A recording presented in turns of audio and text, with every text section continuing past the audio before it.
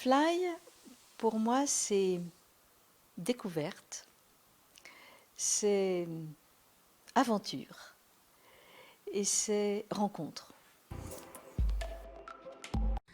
Alors, en fait, en tant que bibliothécaire dans une autre collectivité, je travaillais avec Archimède, la société Archimède, et qui m'ont contacté pour tester, enfin, essayer, me demander ce que je pensais du réseau LibFly.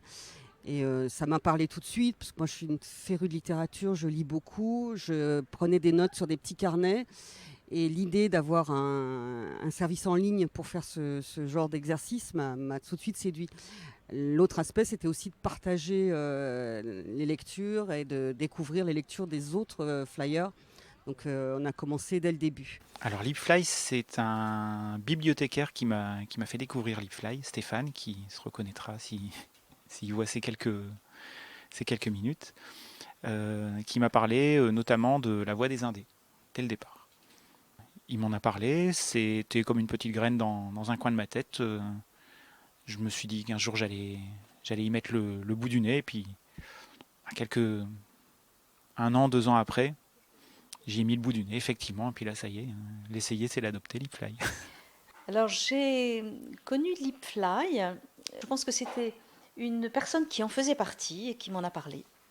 Et du coup, j'ai pris contact avec le site et j'ai été très vite acceptée comme personne pouvant apporter mon appui pour la découverte des livres qu'on ne lirait peut-être pas forcément.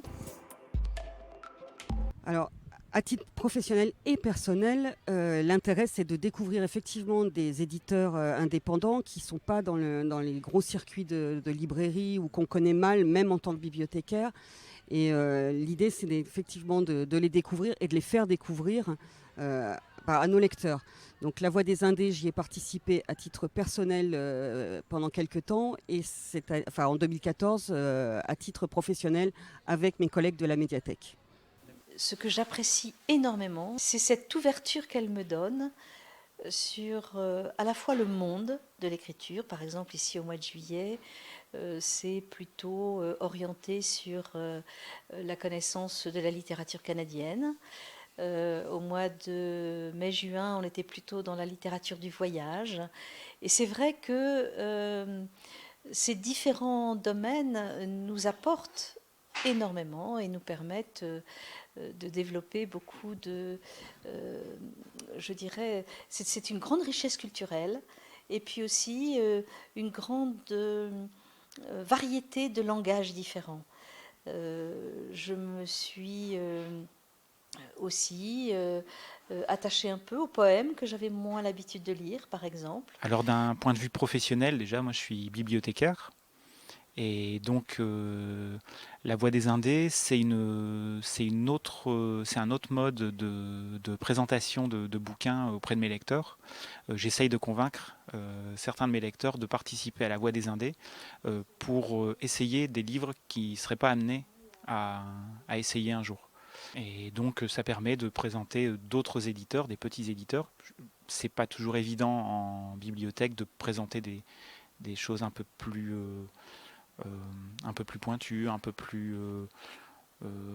peu moins consensuelles parfois aussi. Mais là, c'est une voie vraiment à adopter, que je conseille d'ailleurs aux autres bibliothécaires. Et personnellement, là, c'est des lectures que j'ai pu faire totalement inattendues, des choses que je n'aurais jamais, des livres à qui j'aurais pas laissé la chance, et de très bonnes surprises justement. Alors, dans les coups de cœur, vraiment, bon, je parlais de ce poète irakien, Salah Al-Hamdani, Rebâtir les jours, aux éditions Bruno Doucet. Les éditions Mirobol, qui m'ont beaucoup marqué, parce que déjà leurs couvertures sont assez éclatantes, et les textes que j'y ai lus m'ont beaucoup plu, en particulier un auteur turc. Là, je serais incapable de vous donner son nom parce qu'il m'échappe tout de suite. C'est l'histoire d'un petit enfant de 5 ans qui devient une espèce de petit bandit qui m'avait beaucoup plu sur la forme et sur le fond aussi. Ouais. Des bonnes surprises, quelques coups de cœur. Alors j'en ai un en particulier que j'ai réussi à à sauver de, de cette dispersion que j'ai récupérée juste à temps, Une silente absence d'Éric Faye et de Xavier Voirol. Un ouvrage sur le transsibérien qui fait Moscou-Pékin, une belle aventure.